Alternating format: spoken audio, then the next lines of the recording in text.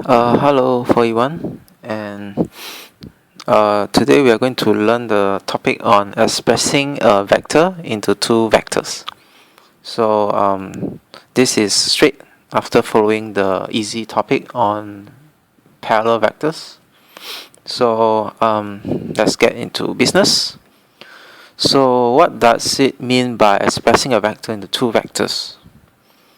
So probably you have learned the very basic of vectors that it is traveling from a point and it ends at the other point.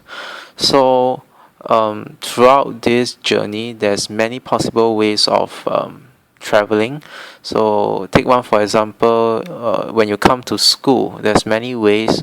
Either you take taxi, you take different buses or MRT. So different modes of transport and different routes as well. So bearing this concept in mind, let's look at this example. So there are two parts to this question. Part A, find the vector SR. Part B, find the vector SQ. So very simply, let's look at the first one first. Okay, finding the vector SR. So keep telling yourself that this is only a problem of traveling from one point to the other. So looking at this diagram, there's quite a number of ways to travel from S to R. It can be from S to P, from P to R. That's the first way. Or you can have from S to Q, from Q to R. You can even have from S to P, P to Q, Q to S, Q to R. Okay, there's many possible way of looking at this. So your job is to, of course, find the simplest, shortest, and the route that you can solve. So let's look at the first line. Okay, now the example for this is SR equals to SP plus PR. Okay, so we are taking this route for example, and it's quite straightforward. So it's just using the SP, but since it's only given that PS is 3A, so SP traveling in a different direction would mean a negative 3A, plus PR is given, so it's 5B, and your final answer will be just in this form. Okay, you don't need to simplify anything. Okay, so this is very straightforward. Now look at question part B, finding the vector QS. So still bearing in mind that there's a lot of ways to do this.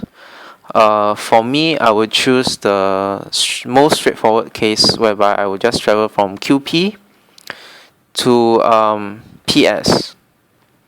Okay, so first of all, how to find QP? So QP is half of PR. Okay, or if you are talking about direction, QP is half of RP. So what you need to do is write down the equation first. Half of RP is plus PS will be equals to QS. And substituting the value for RP, which is in this case in a different direction of PR, so it's going to be negative 5B plus PS, which is okay, the direction is correct, so plus 3A, and your final result will be negative 5 over 2B plus 3A, and that will be the answer. Okay, there's no need to simplify it.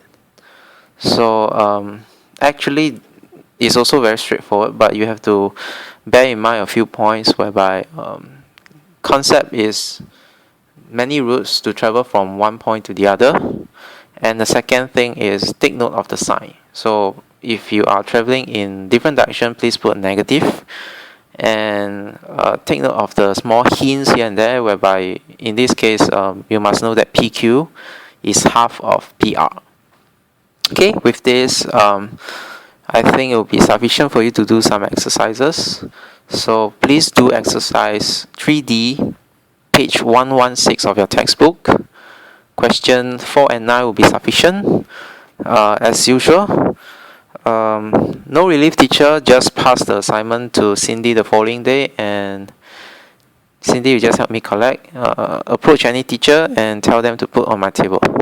Okay, with this, see you next lesson, and we'll continue vectors from there. Thank you.